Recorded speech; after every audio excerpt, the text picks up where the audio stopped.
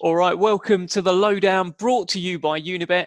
I'm Dev Sahni, and joining me today is the unbeaten Commonwealth Light Heavyweight Champion, the WBO Intercontinental Light Heavyweight Champion, the King himself, Lyndon Arthur. Oh, look at you smiling. You like the sound of that, didn't you?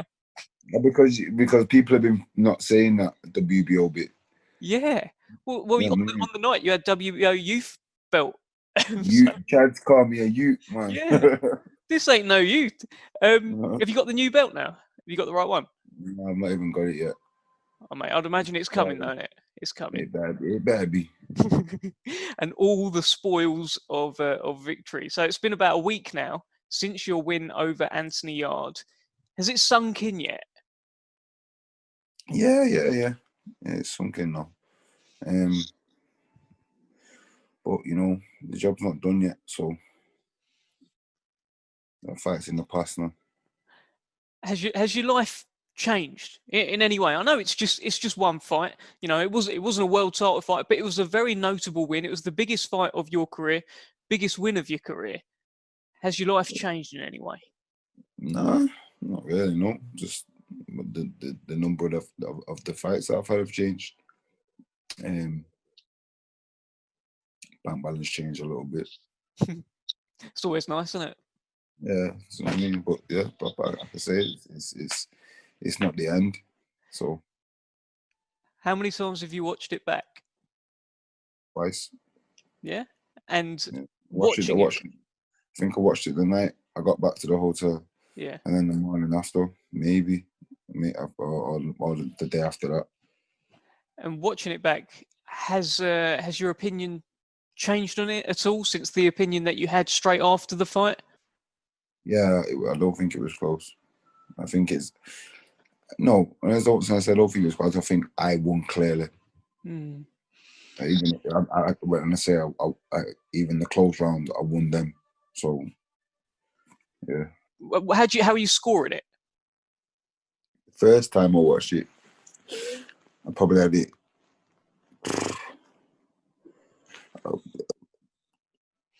Like a good shit. I don't remember. I didn't remember the scores, but I had it about 4 or 5 rounds. And the second time I scored it biased towards myself. Mm-hmm. So I give it 7-5 to me. Like trying to give Yarde as much as I can. What would you rate your performance out of 10? So in the circumstances, I probably 7, 8. So there's learnings you can take from it. There's stuff you can improve on. You've looked at it. 1,000,000%. It is 1,000,000%, and I will do as well. So Anthony Yarde himself, I'm sure you've seen his Instagram post, his Twitter post, saying that he's watched it back as well, and he's adamant. He's absolutely adamant he won the fight. He's saying he's given himself 7-5 at least, and obviously saying that he hurt you in the last round. Just your sort of reply to those comments. Is what it is. We're not the ref and we're not the judges, so it makes no difference. Really and truly, if I say I won the round by 10 rounds, won the fight by 10 or 12 rounds, it makes no difference. What we think, what happened. What goes down in history and on paper is that I won the fight. So it makes no difference. It seemed like in the immediate aftermath of the fight, there was a lot of respect between you. I think he said, like, you know, congratulations, bro, and you know, it all seemed quite friendly, a little bit frosty on top because obviously you both thought you won the fight in the post-fight interview. But since he's said this stuff, he said actually in that interview that he thought it was a robbery. He doesn't like using the word, but he said robbery. He's done interviews with IFL TV, he's done interviews with myself saying how adamant he is that he definitely won the fight. Pat Barrett's been quite scathing about Tundi. I saw his interview with BBTV. Have your feelings towards Anthony Yarde changed? Has it moved away from that initial kind of mutual respect to a bit more of a, why aren't you giving me my props kind of thing? No. He's a winner. So, you know, he's going to feel a certain way about certain things. I can't judge him for that. He's passionate about it. So if he believes he won, then he's gonna be passionate about that as well. So my feelings towards him ain't changed. It's just, again, like even before the fight, like we said, it's just business. He just happens to be my opponent. We just happen to be in the same weight and under the same promotion. So we fought. It is what it is. Did he surprise you at all? Anything about the fight or anything that he did surprise you, or was it exactly what you thought it was going to be? Exactly how I thought. In fact, no, it wasn't. I thought it'd be harder than what it was. I thought he'd make the fight harder than what he did do. He gave me, I was able to, through myself though, not I was able to, because of my style, make the fight how I wanted the fight to go.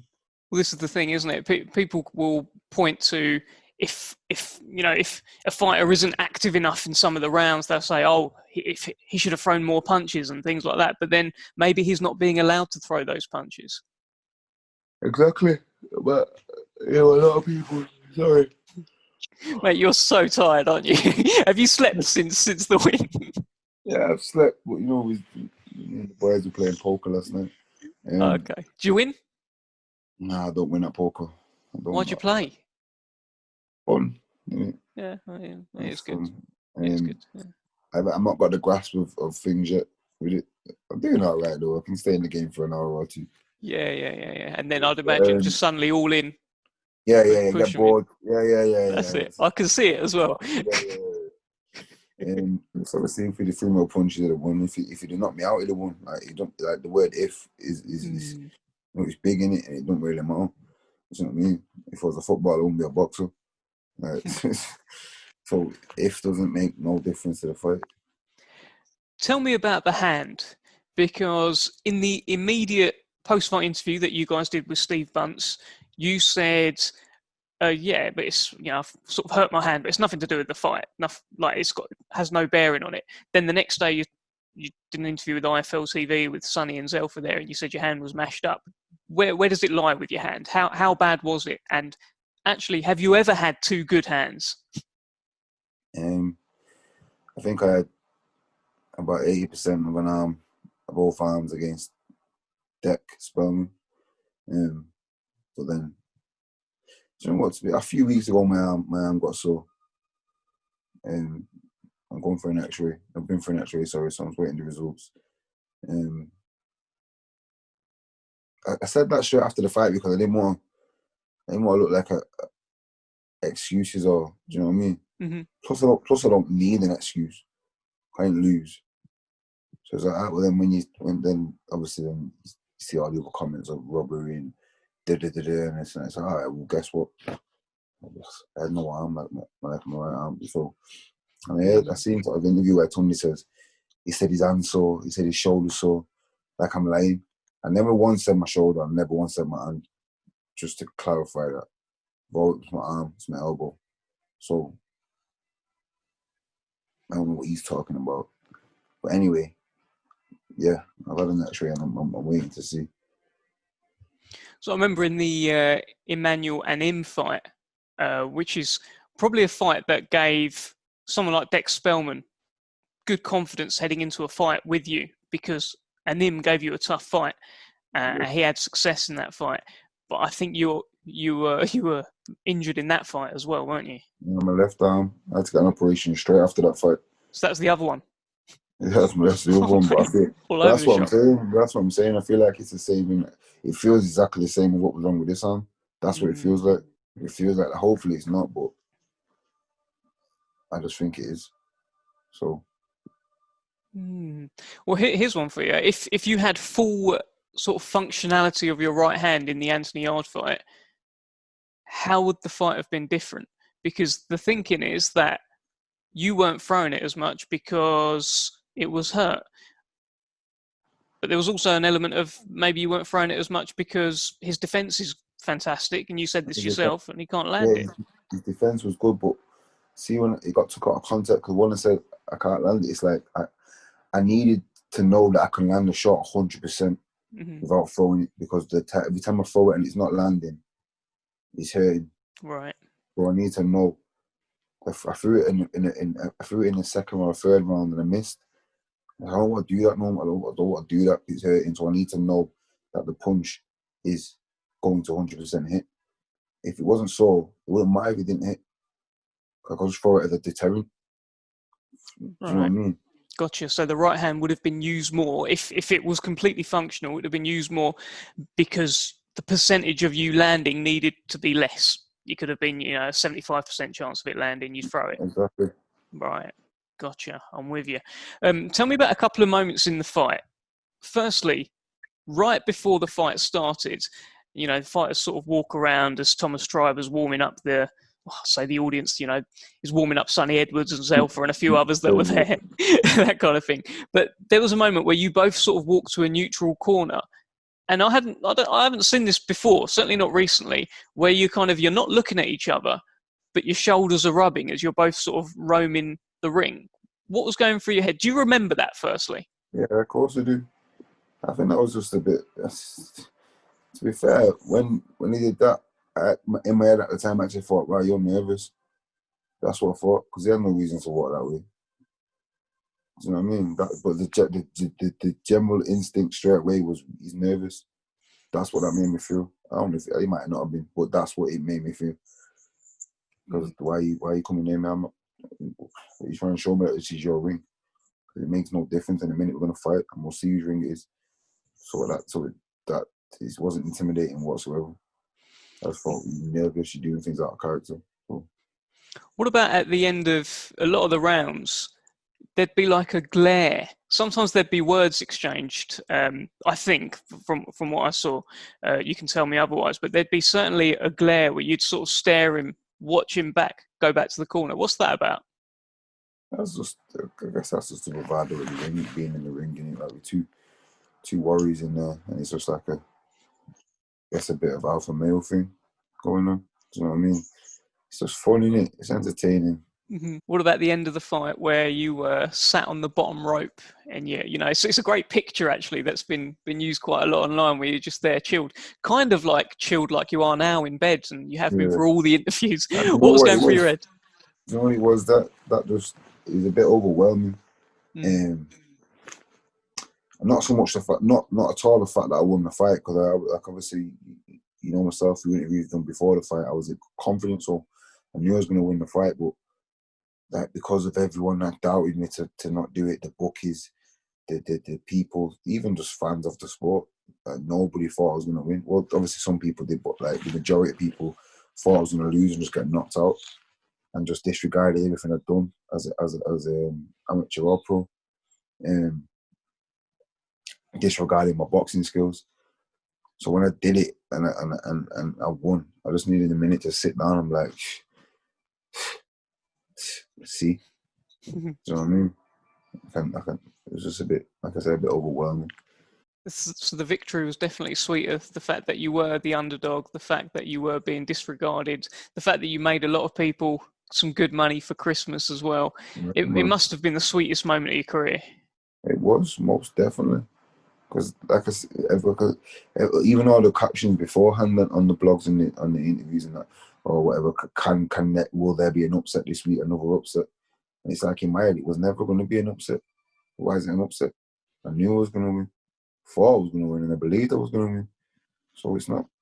It was never an upset to my side of the camp. What's your mum said about it all? Oh, my mum's hilarious, Do you live with your mum? Yeah. My mum's hilarious. She's obviously my number one fan in this whole thing, and she's just funny, man. She just got no chill whatsoever. It's just here on Facebook and on the Instagram comments and all that. That's just my mum. My mum's just supporting me. She won't mean no disrespect to anyone, but she's just supporting her son, obviously. She thinks I'm the best thing in the world into boxing, so you kind of just expect it. What did you think when the scorecard was read that it was 117, 111 for Anthony Yarde? And he said 117, 111. I thought, who's he give? Generally, my thought was, who's he going to give that to? You scored, even like. even if it was me, it's like, he scored, what? That wide. And they give Yarde, and I thought, hey. And then 115, 114. At the time, that's like, yeah, okay, that come in mind. And then he said it again, it's like, yeah, sweet, that come in mind. Oh man, it's a close fight. It's like when Andre Ward fought Kovalev, people were shouting Kovalev got robbed. It's like, it's not robbery, it's just a close fight, close fought fight, and the judges edged towards me. You know what I mean? It's not. Robbery is a strong word, a strong accusation to put out there when the opinion to the public is so open. You know what I mean? Because him shouting robbery, if you ask, like when the fight got made, people in Instagram blogs and whatnot, they was doing polls, who do you think is gonna win, Arthur or Yarde, and I was getting none.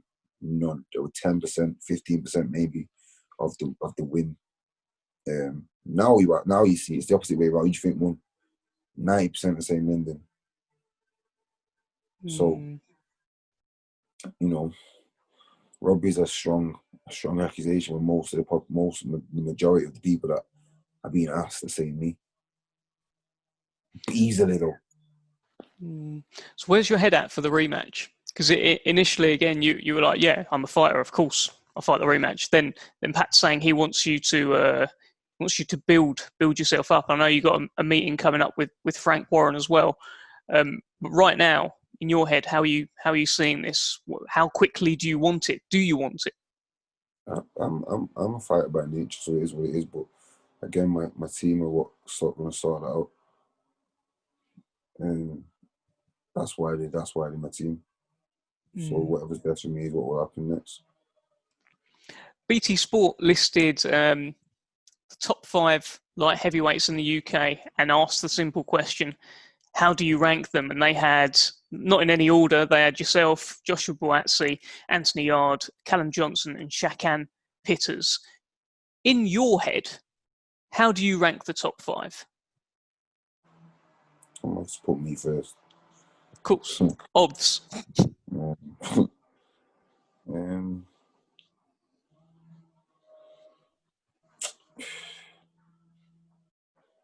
And for the other 4, I don't know. It's between them. I rate Buatsi highly.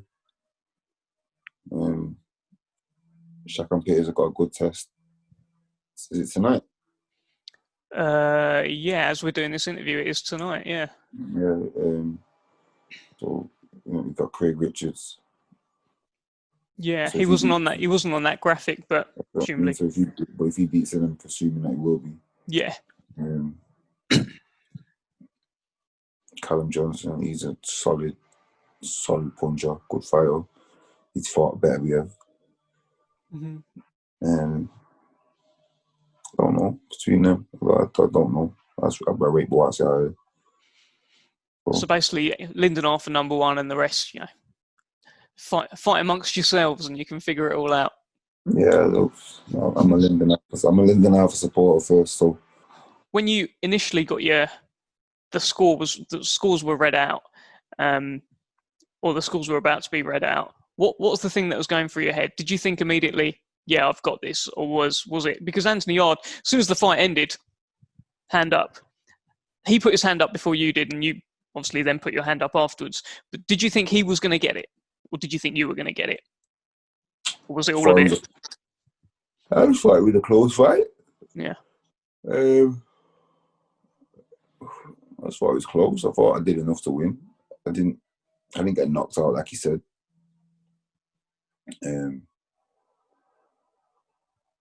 We always thought you stay on your feet, you don't get knocked out, you're gonna win this fight easy.